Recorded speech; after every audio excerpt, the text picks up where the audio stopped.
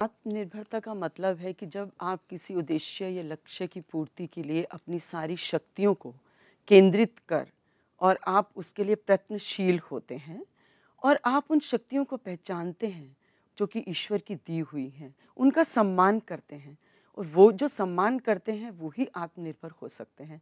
और ये गुरुदेव कहते हैं कि आत्म उन्नति के लिए हुँ, ये स्वावलंबन और हुँ, ये आत्मनिर्भरता एक ब्रह्म अस्त्र की तरह है, हुँ, क्योंकि ये तुम्हें स्वत्व की अनुभूति देता है, तुम्हें अपने अस्तित्व की अनुभूति देता है, जहाँ से उदय होता है तुम्हारा आत्मविश्वास। और ये हुँ, एक सीढ़ी है ऊपर जाने की। देखिए, अगर आप ऊँचाइयों को प्राप्त करना चाहते हैं, तो आपको अपने पंख फैलाने पड़ेंगे। करेक्ट। आप इस भवसागर से पार उतरना चाहते हैं, तो आपको स्वयं तैरना पड़ेगा, तभी आप हुँ, उस पार उतरोगे। सबको अपने-अपने पहाड़ चढ़ने हैं खुद ही। कोई किसी के ऊपर आप निर्भर रह के प्रगति नहीं कर सकते, हम सब विकास नहीं कर सकते। और करेक्ट, सबसे बड़ी बात है कि ये स्वावलंबन आपको कर्म, श्रम और आपके सम्मान और विकास की तरफ आपको आगे आगे बढ़ाता है। बढ़ाता है। क्यों ज़रूरी है आत्मनिर्भर होना? क्या इसके बिना काम नहीं चल सकता है? इसके बिना बिल्कुल भी काम नहीं चल सकता, क्योंकि देखिए महात्मा बुद्ध थे, अपने अंतिम क्षणों में उन्होंने एक वाक्य बोला था हुँ, अपने शिष्यों से। और वो वाक्य उनके पूरे जीवन का, उनकी पूरी साधना का, उनके पूरे ज्ञान का सार था। हुँ, हुँ, उन्होंने कहा कि अप दीपो भव, यानी कि अपने दीपक आप स्वयं ही है। किसी के ऊपर निर्भर रह के आपको जान ना पाओगे। तो बहुत अच्छी आपको बात। खुद ही अपना दीपक बनना है।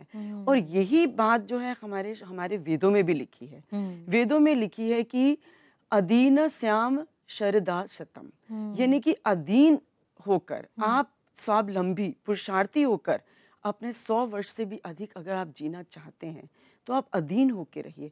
किसी के सहारे रहेंगे तो आप बढ़ ही नहीं पाएंगे। तो ये वेदों में एब्सोल्युटली। भी लिखा है। और आज बिल्कुल उल्टा हो रहा है। हम देखते हैं इसको प्रैक्टिकल लाइफ में कि हम लोग ना सिर्फ शारीरिक तौर पर या फिर भौतिक तौर पर, हम मानसिक तौर पर सबसे ज़्यादा डिपेंडेंट हैं।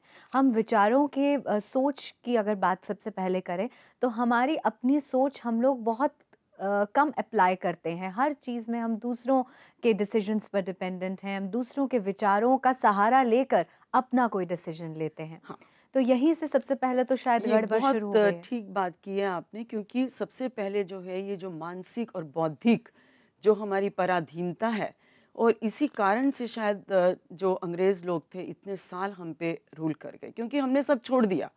हम उनके डिसीजन से चलते थे, अपना निर्णय नहीं लेते थे। हुँ, और यही बात ये हमारे घरों में भी है हुँ, कि हम जो हर चीज़ के लिए बच्चों को ये कहते हैं कि आप हमारा डिसीजन मानिए, हमारी ही आज्ञा का पालन कीजिए। हुँ, और हम कभी उसको कंसल्ट ही नहीं करते कि बेटे तुम्हारी क्या नीड्स हैं, तुम्हें क्या चाहिए, तुम्हारा क्या, तुम्हें किस ओर जाना है, तुम क्या इसके बारे में निर्णय लोगे।